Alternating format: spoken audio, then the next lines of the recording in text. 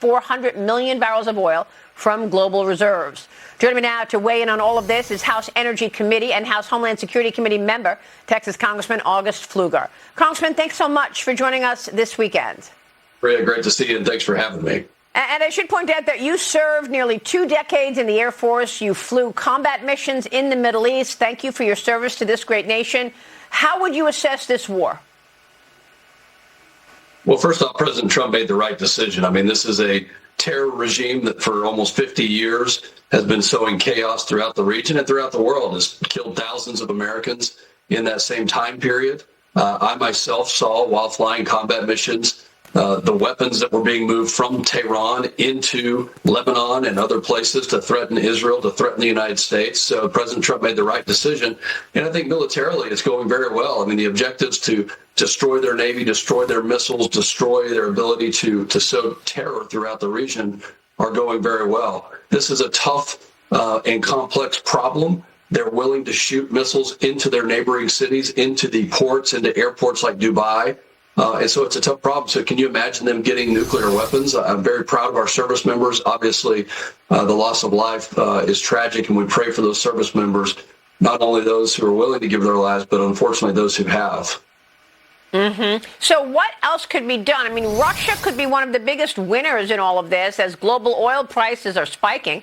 The Financial Times reported that Moscow is earning as much as $150 million a day in extra budget revenue from oil sales. It could receive nearly $5 billion in overall additional revenues by the end of March. I know you wrote a letter to Treasury Secretary Scott Bessent urging the department to ensure any sale of Russian energy giant Lukoil's international assets permanently cut Moscow's leadership out of the deal. Can that be done?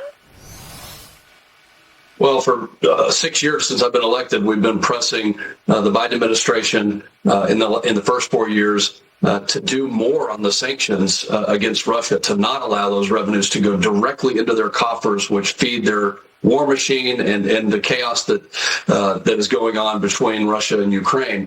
In the divestment of Lukoil, specifically, what we are urging, and Secretary Bessent is all over this, but we want to make sure that when those assets are divested, that they don't just once again be resold back into Russian hands in the form of some other named company, which has happened previously, and obviously they would try to do again. So the administration is taking the right steps. We don't want the revenues to go to Russia, and the divestment of Lukoil should not just be recycled once again into their hands. And we need to make sure that those revenues are cut off. Yeah, well, look, there's also the cost to American citizens as oil and gas prices go higher. This is colliding with your efforts to rein in inflation going into the midterm elections. How are you going to deal with that? Well, I think the hope is right now, and market fundamentals, when you look at oil futures, seem to suggest the stability is below $90, $80, that it's more reasonable. And you and I have talked about that $65 to $85 band where it's reasonable to produce, and it's also a good trade-off for the economy and gas prices. So I think the hope is that this is a temporary problem.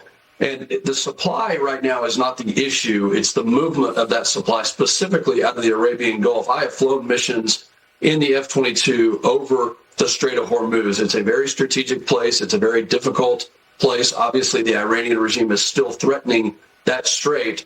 So not just naval assets getting in and out, but also commercial ships and oil tankers, natural gas tankers that are moving in and out are threatened. And I think that's the issue right now. So supply seems to be not the issue. It's more the logistical movement of that supply to the places it needs to go, which hopefully then gives us back that more stable and slightly lower prices for the future. Well, let's talk about the cost of all of this. We know that the Pentagon says that the Iran war cost $11 billion in the first week. We know that the president is looking for a defense supplemental package here. How much is that going to be? And of course, then, I wonder if all of this, the president's $1.5 trillion defense budget, can this go into a reconciliation package? House Republicans are unveiling what looks like a framework for a second reconciliation bill that they say could focus on restoring affordability for working families. Are you on board?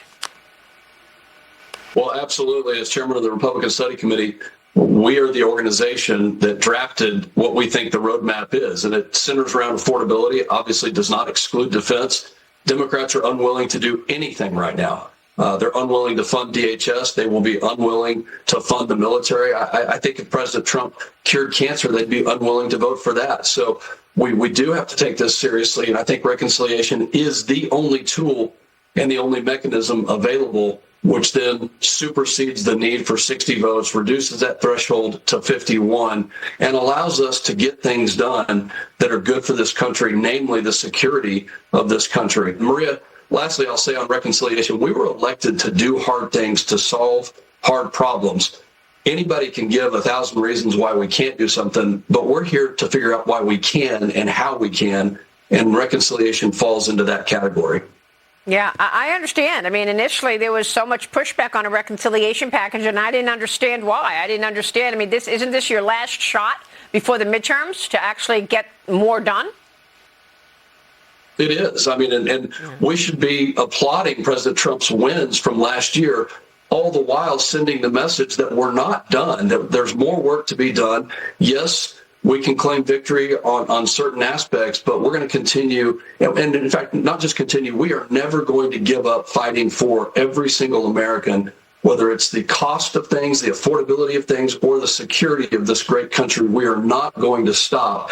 And reconciliation, unfortunately, we'd love to do something bipartisan, but Democrats have shown through this DHS shutdown that they're unwilling to vote for anything. This is the only mechanism that I believe we can get something done and continue to fight for every American. Wow, this is just extraordinary. Congressman, thank you very much. We'll be watching your work on all of it. Thank you, sir. Thank you so much, Maria. Good to see you. August Pfluger joining us. We've got the latest read on GDP and